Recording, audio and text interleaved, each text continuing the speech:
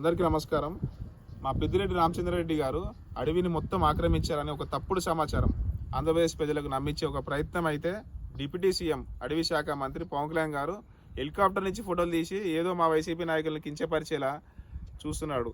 ఇప్పుడు ఆయన అధికార పక్షంలో ఉన్నాడు, ప్రతిపక్షంలో లేరు. ప్రతిపక్షంలో ఉన్నా కూడా ఏదో అనుకోవచ్చు. బట్ ఇంకోటి ఏంటంటే ఆయన ఆదేశిస్తే ఆఫీస్లో కూర్చొని ఆదేశిస్తే విచారణ చేస్తారు.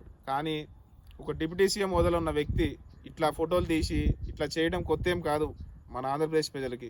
పవన్ కళ్యాణ్ గారి ఆలోచన ఎట్లా ఉంటాయి అంటే, ఆయన ఇంటి ముందర ఎవరో ఎప్పుడో ఇద్దరు తాగుబోతులు వచ్చి కొట్లాడుకుంటే నా మీద దాడి చేయడానికి వచ్చారు అని చెప్పేసి నిఘా వర్గాలు నాకు చెప్పాయని చెప్తాడు.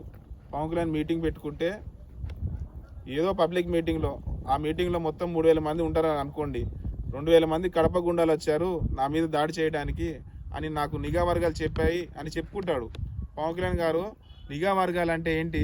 ఇంటెలిజెన్స్ అంటే ఐవి కానీ రా కానీ వీళ్ళకి ఈ ఉగ్రవాద కార్యకలాపాలు మీద ఎవడో ఎక్కడ ప్లాన్ చేస్తున్నాడో ఇవన్నీ వదిలేసి పవన్ కళ్యాణ్ మీద ఎవడో ఎప్పుడు దాడి చేస్తున్నాడో, లేకపోతే నీకోసమే వీళ్ళు పనిచేస్తున్నారా ఏంది నాకు అర్థం కాదు. ఇటువంటి నమ్మశక్యమైన అంశాలు చెప్తూ ఉంటాడు. ఏముండదు, తల ఉండదు, తోక ఉండదు. 34,000 మంది అదృశ్యం అయ్యారు అమ్మాయిలని అని చెప్పాడు.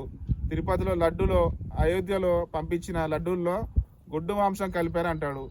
ఇటువంటి తలతోక లేని నిరాదరణ అంటే ఆధారం లేని మాటలనే మాట్లాడుకుంటూ పవన్ కళ్యాణ్ ఇందులో అసలు పవన్ కళ్యాణ్ దిట్ట. ఇట్లాంటి మాటల్లో తనకు ప్రజలకు సేవ చేసే ఉద్దేశం కానీ ఒక సామర్థ్యం కానీ లేదు. ఆ సామర్థ్యం ఉన్న వైఎస్ జగన్మోహన్ రెడ్డి గారి మీద బురద చల్లాలి, అందులో మా వైఎస్ జగన్ గారికి అనుకూలంగా ఉన్న వాళ్ళని టార్గెట్ చేసుకుంటూ పోతుంటాడు.